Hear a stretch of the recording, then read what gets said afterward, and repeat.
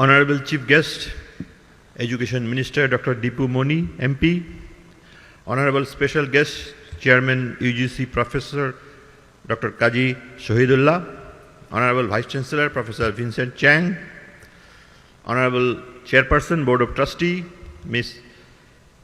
Tamara Hassan Abed, Member of Board of Trustees, faculty and staff members, and above all, my beloved students. I had the opportunity to deliver convocation speeches to several universities, but I must admit this one is very different. The most fun part of delivering a convocation speech is seeing the excited faces of the young, enthusiastic, and happy new graduates. In this particular speech, I do not see the excited faces of students. I see only a video camera, and I have to believe that my speech is being shown to the students virtually, a word we have learned to dislike after 2 years of COVID isolation. The students' part is probably even worse. Instead of a real convocation, wearing real gowns and caps, sitting with real friends, they are sitting all by themselves in front of a laptop and pretending to participate in a convocation. I understand this cannot be the real experience of a real convocation. So, I think my first job will be to try to cheer them up, the students. You have a convocation, maybe virtual, but it is a convocation nonetheless, which means even in this terrible COVID pandemic, BRAC University has very successfully completed their academic program. I can tell the students lots of other universities are struggling with their coursework and examinations up till now. Congratulations to you all for this extraordinary achievement. If it was a real event, I could have looked at your faces, young, bright, enthusiastic, energetic, happy faces. I cannot see that, so I have to imagine. Fortunately, I am quite good at this, so I am imagining hundreds of young, bright, and energetic faces. What do I see? I don't see only the faces, I see an unbelievable amount of resources. At the beginning of this millennium, all the academicians, researchers, scientists, economists sat together and came to a unique conclusion. They said, from now on, the true resource of this planet is not gold or diamond, oil or gas, arms or ammunition, factories and industries. The true resource is knowledge. The more knowledge a country has, the more resourceful and wealthier the country is. Remember, it's not a virtual resource or virtual wealth. It is 100% measurable and countable wealth. You work for 4 years or more to acquire that knowledge, and believe it or not, you have made our country a bit more wealthier. The amount of wealth may vary depending on how good your education is, how hard you want to work, how resilient you are, or how passionate you are. But I know you must have got the best education possible, because I have very high regard for BRAC University. Besides a lot of other achievements, BRAC University is the only university which can proudly claim to have sent a real satellite into space all on their own. So, right now, I can imagine I am in front of a huge amount of resources, an unbelievable amount of wealth. It is as good as a newly discovered mine or gas field. In fact, even better, because a minefield or gas field, limited in size and volume and deplete as you use it. You are not limited by anything. You will never deplete, rather you will grow and will become even more resourceful. I am grateful to you for making our country a bit more wealthier. My dear students, your university has chosen me to be the convocation speaker, but I am not sure if I am the right choice for this occasion. I am not good at giving proper advice. In fact, I am told all my life that I take wrong decisions. My views are impractical. Not only that, being a scientist and working with technology all my life, I am extremely allergic to technologies like social network, Zoom meetings, or metaverse. Also, I am not convinced that we are in the middle of a fourth industrial revolution. You will know if it is a separate revolution roughly 50 years from now, when you can look back without the hype and see its real impact. Even with all those shortcomings, I agreed to give this speech because it is probably okay listening to different views. I will try not to give you any life advice. I will just share some information, or at best a few of my life experiences. I am sure you will have similar experiences someday, but if you know about it now, it may save some of your time. Since you are done with your studies, most of you are ready to step into the real world. I am again sorry to say the real world is not a nice place. The pandemic has shown us that the world is very, very selfish. When the polio vaccine was invented in 1905 by Jonas Salk, he was advised to patent his invention. He refused and asked instead, "Could you patent sun?" At the beginning of the pandemic, when pharmaceutical companies started making the vaccine, I had a lot of faith in humanity and was sure there will be no patent for this vaccine and everyone on this planet will get this vaccine in record time.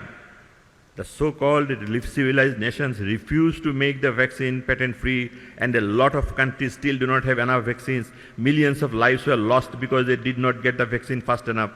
It is not because of short supply only or lack of funds. It is because the rich countries were hoarding 4 to 6 times more vaccines than they need. The story doesn't end here. I'm sure you know. Only half a dozen of the richest individuals have more wealth than the rest of the entire population of the earth. During the COVID period, the wealth of those super rich individuals doubled, while 99% of the rest of the population became poorer. But the good news is, no matter what, facing the selfish and unfair world is not hard. You just need to know the secret. The secret is simple. You just need to have a big dream and you have to work for it. You have to remember that you have access to your dreams, but you do not have access to the outcome. You only work for your dreams without caring about the result, because the fun part is working for the dream, not achieving it. I know it sounds strange, but that is the secret. If you do not believe me, just study the history of mankind. You will see the history of mankind is not the history of success. It is the history of failures. But people pursuing their dreams did not stop because of the failure. They kept working for their dreams. So, if you want to get ready for your next stage of life, ready for the failures. If you can accept the failures with a high spirit, you are all set. If you never had a failure in your life, that means you never tried to do anything new. All of us have favorite quotations. I do too. Let me share my favorite quotation. I got it from the writing of Humayun Ahmed, the most popular writer in Bengali literature, who is incidentally also my elder brother. He wrote, "It is not fair that turtles live for 300 years while we live for only 60 to 70 years. The statement is full of humor, but if you think about it, you realize it has truth in it. Human beings are the most creative creature on this planet. If they live for longer time, they can contribute more. What does a turtle do besides eating and reproducing? But that's how Mother Nature works. We do not have any choice besides accepting it. Well, scientists are working frantically to elongate the lifespan of human beings, if not more than a turtle, as much as turtles. To be very frank, I am not looking forward to it. I do not want to go through midlife crisis when I am 250 years old. Anyway, since presently we have only 60 to 70 years to live a productive life, we have to do it efficiently. First, we cannot waste our time, and second, we have to enjoy every moment of our precious lifetime. About wasting time, a recent study shows an average person spends 1/3 of his time behind various apps. As a university teacher teaching students, I have one more findings of my own. The attention span of a student is now at all-time low. Roughly speaking, I feel like that you need 2 students to do a job which could be done by a single student before. I'm sure you have heard about the word artificial intelligence. This word was first coined by Professor Herbert Simon, a Nobel laureate in economics. I had an opportunity to listen to his presentation and had an open discussion with him in the late 80s. There was no internet then. We had only emails, and we were very excited by just sending and receiving emails. I was very surprised to see that Professor Herbert Simon was very disturbed by this new technology. He openly told us very clearly he is against this flood of information which creates deficiency of attention. I was young and sure about everything and argued with him and tried to convince him that abundant flow of information is great. After all these years, now I know how correct he was.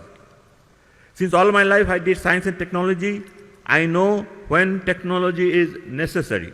when it is not necessary, and when a necessary technology used unnecessarily. I encourage everyone to use the technology when it is needed, but I am very alarmed when I see technology is using someone. Addiction to social networking is real and as bad as substance addiction. Since data is the most valuable commodity in the present world, the software giants are using their users to collect information. Without knowing, we are providing all our information to them. There is a very interesting saying in the software world. Quote, if you are not paying for a product, then you are a product, unquote. Ask yourself, are you a product of a software giant? I hope the answer is no. Since we are discussing utilizing a short span of human life efficiently, it is not enough to minimize wastage. We also have to make sure that we spend the time enjoyably. Now, what could be the best enjoyment? High salary, easy life, good friends, good food, good clothes, music, literature, sports, luxury, name and fame, all of them. You have to find yourself what is the best enjoyment for you. I can only share my experience. Others may differ, but I more or less got everything I wanted in my life. If I look back and try to see what I did achieve, surprisingly the things I did for myself do not come to mind. I get enormous pleasure thinking about what small things I could do for others. Donation of a blood for a patient, raising funds for flood victims, helping a child to complete his studies, going to court for someone's right, helping someone to marry her loved ones, putting a temporary ramp in front of the building so that a student on wheelchair can climb up, consoling a suicidal student, helping a schizophrenic student to complete his degrees, carrying a sick person to a hospital, sending a book to a library, buying a gift for a street child, doing voluntary work for an organization. Nothing earth-shattering, nothing big, could be the smallest of small things, but you could have so much fun doing it. Life is so beautiful. 60 to 70 years is enough. You do not need to lead a turtle's life of 300 years. If you don't believe me, try it. Thank you for listening to my talk. সবাই ভালো থাকবেন. Thank you, Professor Iqbal.